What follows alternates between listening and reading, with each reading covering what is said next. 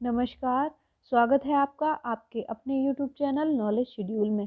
आज की वीडियो में हम पढ़ेंगे अध्याय 4 प्राकृत चित्रकला।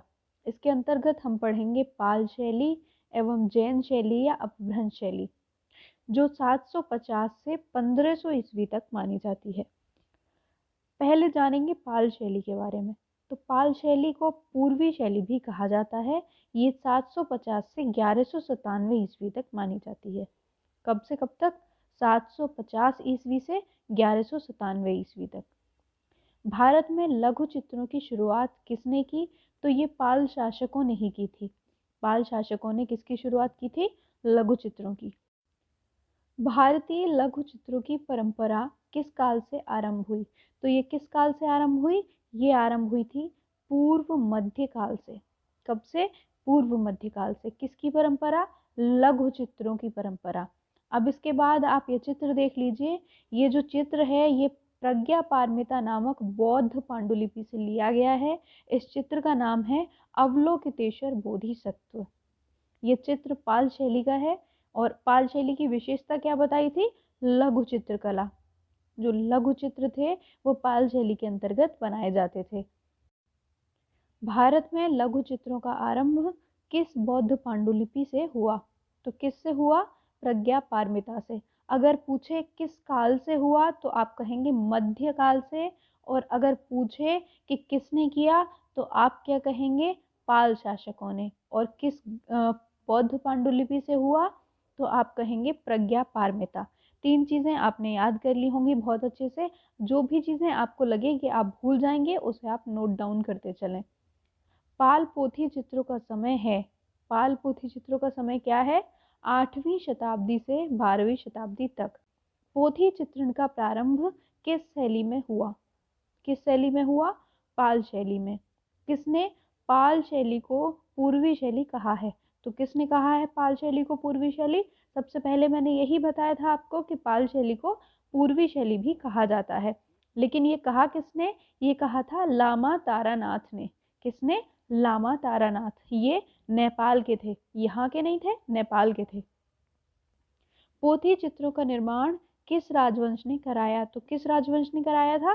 पाल शासकों ने। अभी थोड़ी देर पहले ही हमने लघु चित्रों के बारे में पढ़ा था। तो लघु चित्रण और पोथी चित्रण दोनों पाल शैली से ही संबंधित हैं। पाल शैली के 3 प्रमुख केंद्र थे। कौन कौन से थे? बंगाल, नेपाल और बिहार। कौन कौन से? बंगाल, नेपाल और बिहार। ताड़पत्र पर बने चित्र किस शैली के हैं? किस शैली के हैं? पाल शैली के। पाल शैली के संस्थापक थे। कौन थे पाल शैली के संस्थापक? पाल शासक। तिब्बती इतिहासकार लामा तारानाथ ने किसे पाल शैली का संस्थापक माना? तो किसे माना? धीमान तथा वित्तपाल को। धीमान और वित्तपाल 2 कलाकार थे। इन दोनों ही कलाकार को लामा तारानाथ ने पाल शैली का संस्थापक माना। पाल वंश की स्थापना किसने की? किसने की थी पाल वंश की स्थापना? ये क्वेश्चन बहुत इंपॉर्टेंट है, आपको याद रखने की जरूरत है इसको। गोपाल ने की थी। और कब से कब तक? 750 से 770 ईस्वी में। कब की थी? 750 से 770 में। और किसने? गोपाल ने। भागलपुर बिहार में विक्रमशिला महाविद्यालय की स्थापना किसने की थी? तो विक्रमशिला महाविद्यालय की स्थापना किसने की थी? ये क्वेश्चन भी आ जाता है कई बार। तो ये की थी धर्मपाल ने। किसने? धर्मपाल ने। आप इसमें बिल्कुल कंफ्यूज नहीं होंगे। पाल वंश की स्थापना किसने की थी? गोपाल ने। और आपके विक्रमशिला महाविद्यालय की स्थापना किसने की थी? धर्मपाल ने। गीत गोविंद के रचयिता जयदेव किसके दरबार में रहते थे? तो ये किसके दरबार में रहते थे? लक्ष्मण सेन के दरबार में। किसके दरबार में? लक्ष्मण सेन के दरबार में। कौन रहते थे? जयदेव। पाल राजाओं के समय कांस्य मूर्ति कला का प्रमुख केंद्र था।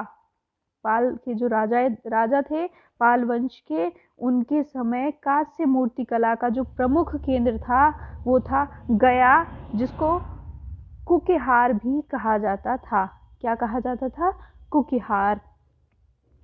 आरंभिक ग्रंथ चित्र किस पर बने? किस पर बने? ताड़पत्र पर। किस पर? ताड़पत्र पर। पाल पोथी चित्र बनाए गए ताड़पत्रों पर। ये ताल लिखा है क्योंकि इसको ताल और ताड़ दोनों ही कहा जा सकता है। पाल शैली के दृष्टांत चित्रों पर किस लिपि के आलेख मिलता है? किस लिपि का आलेख मिलता है? देवनागरी लिपि का। आपसे पूछा जाए पाल शैली के अंतर्गत कौन सी लिपि प्रयोग में आई, तो कौन सी लिपि आई थी? देवनागरी। बौद्ध ग्रंथ विनय पिटक किस भाषा में लिखा गया है? ये लिखा गया है पाली भाषा में। किसमें? पाली भाषा में। पाल चित्रों में किस शैली को अपनाया गया? किस शैली को अपनाया गया? नाग। किस शैली को? नाग शैली को। पाल चित्रकला किस प्रदेश की है? तो यह है बंगाल की। किस प्रदेश की? बंगाल की। अजंता की परंपरा विद्यमान है। किसमें विद्यमान है? पाल शैली में। बुद्ध योग मुद्रा में कमल पर आसीन किस शैली का उत्कृष्ट उदाहरण है? तो ये है पाल शैली का। क्या उदाहरण है? बुद्ध योग मुद्रा में कमल पर आसीन, ये किसका उदाहरण है? पाल शैली का। प्रमुख सचित्र पाल पोथियां हैं। कौन कौन सी हैं प्रमुख सचित्र पाल पोथियां? अच्छा, सचित्र किसको कहते हैं? सचित्र कहते हैं जिसमें चित्र हो और उसमें लिखित विवरण भी हो, इसको कहते हैं सचित्र। ये पोथियां कौन सी हैं? ये है प्रज्ञा पारमिता, साधन माला, पंचशिखा, करण देव गुहा तथा गंध व्यूह इत्यादि हैं। क्या है ये? पाल पोथियां जो कैसी हैं? सचित्र हैं। पाल शैली के लघु चित्र संबंधित हैं, तो ये किससे संबंधित हैं? किस धर्म से? बौद्ध धर्म से। पाल पोथियां संबंधित हैं महायान बौद्ध धर्म से। अच्छा, बौद्ध धर्म की दो शाखाएं हैं, महायान और हीनयान। ये संबंधित हैं पाल पोथियां महायान से। इसको याद रखिएगा कि पाल पोथियां किससे संबंधित हैं? महायान शाखा से। पाल चित्र शैली का आधार ग्रंथ है, तो क्या है इसका आधार ग्रंथ? प्रज्ञा पारमिता। ये प्रज्ञा पारमिता क्या था? अभी हमने थोड़ी देर पहले ही पढ़ा था। ये है बौद्ध पांडुलिपि।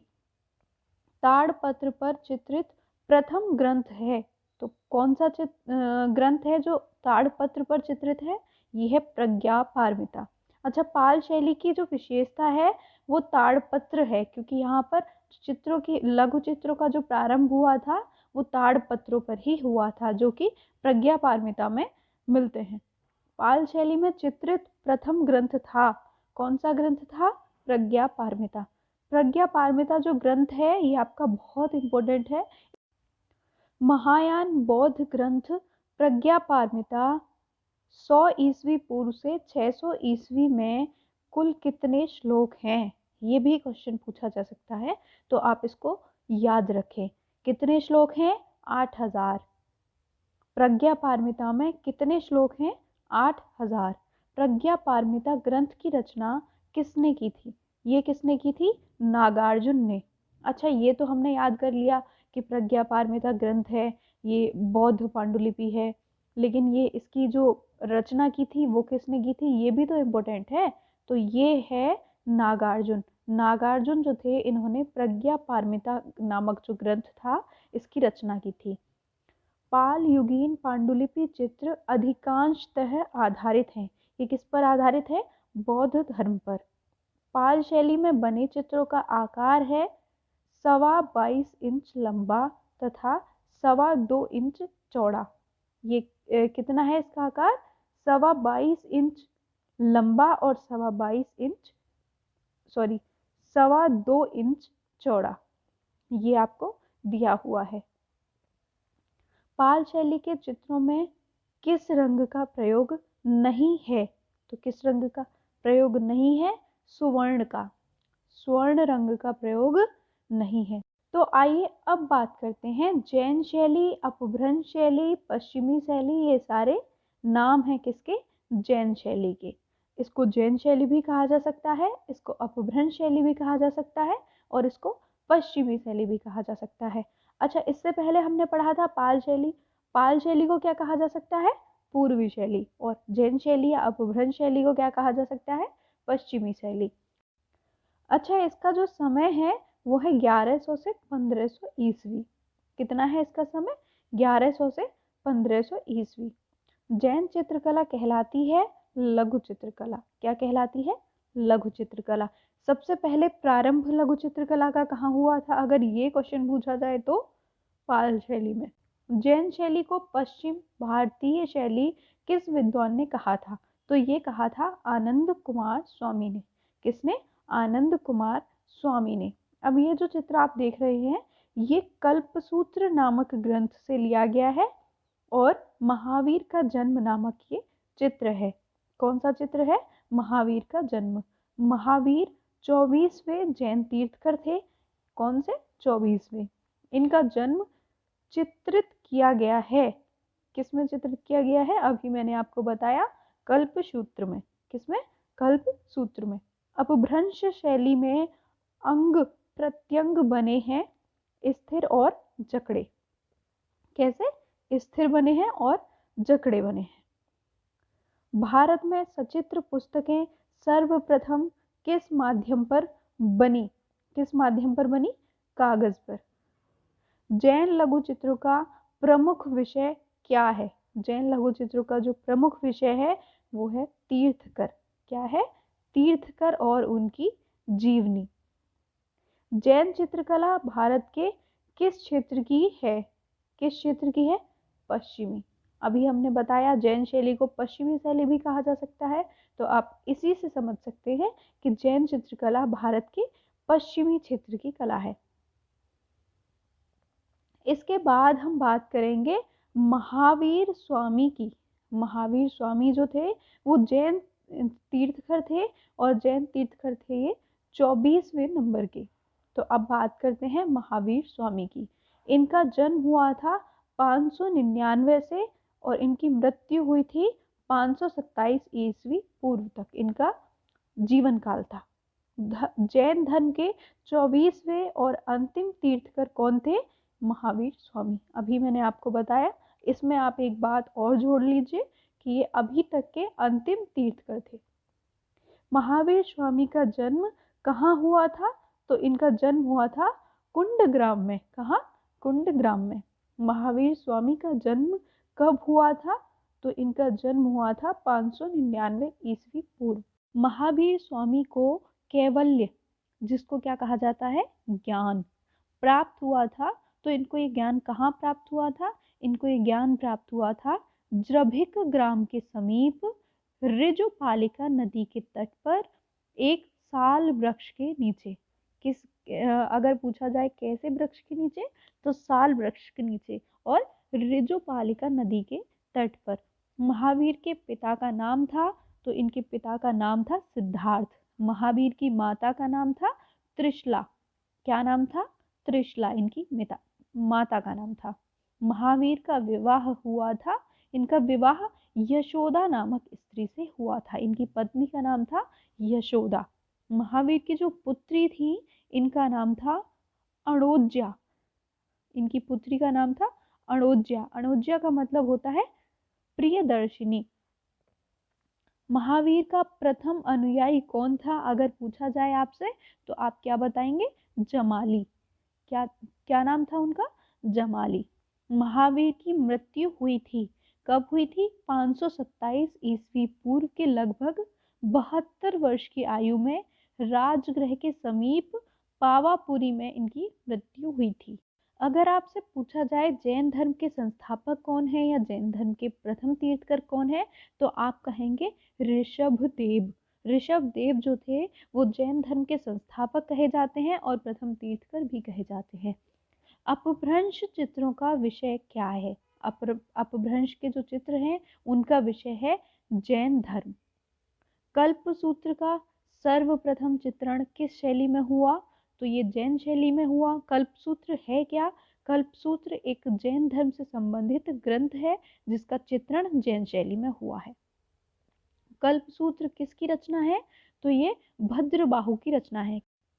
कल्पसूत्र की जो रचना की थी वो तो की थी भद्रबाहु ने, लेकिन अभी इससे पहले जब पाल शैली में जो हम पढ़ रहे थे उसका जो ग्रंथ था, बौद्ध पांडुलिपि थी, क्या नाम था उसका? प्रज्ञा पारमिता। क्या नाम था? प्रज्ञा पारमिता।